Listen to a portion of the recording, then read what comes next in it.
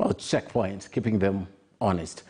President Uhuru Kenyatta on Tuesday, while addressing the nation from Kisumu, introduced what he called the 4 legacy frames he seeks to deliver before he leaves office next year. To some, it seemed like a departure from his favorite subject of Big Four agenda. So what exactly entails the 4 legacy frames? How different are they from the Big Four agenda? Duncan Khaemba spoke to Professor Winnie Mitula, a governance expert, to try and unpack the frames. When President Uhuru Kenyatta was sworn into office for his second and final term in 2017, he enumerated 4 key areas his administration would implement fully as his flagship projects. They were the Big Four, namely food security, affordable housing, manufacturing, and affordable health care. During his second last Madaraka Day celebration as president on Tuesday, he appeared to recast the Big Four agenda into 4 legacy frames.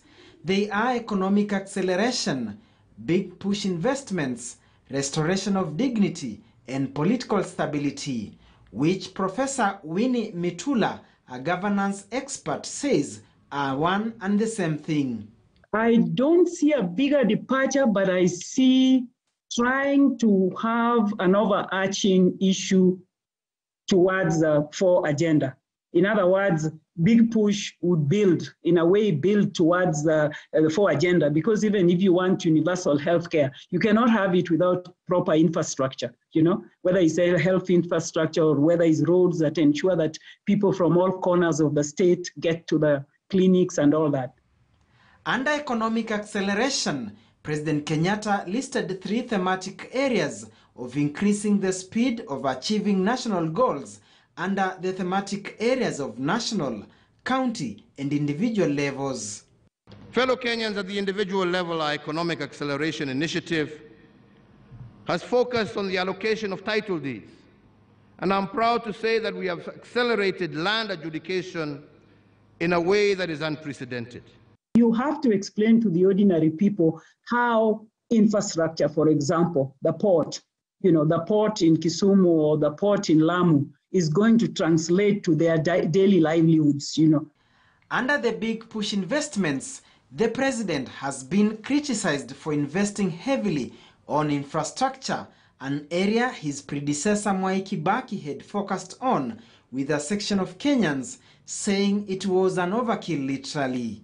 When Cecil Rhodes, the British colonizer, and his cohorts dreamt of the road from Cape Town to Cairo, their vision was not the road. The road was not their dream. The dream was what the road would do for them. Whereas restoration of dignity largely revolved around provision of quality and reliable health care, the last pillar of political stability seems to have been the latest addition, if not the improvement of his initial Big Four agenda. He is trying to justify. This stability thing is really justifying the BBI. President Uhuru Kenyatta has only 13 months to go before curtains of his reign fall. Duncan Khaemba, KTN News. Very interesting indeed. Let's take a look at the Standard tomorrow, because you expect what's happening in court to lead. And the headline, Battle Royale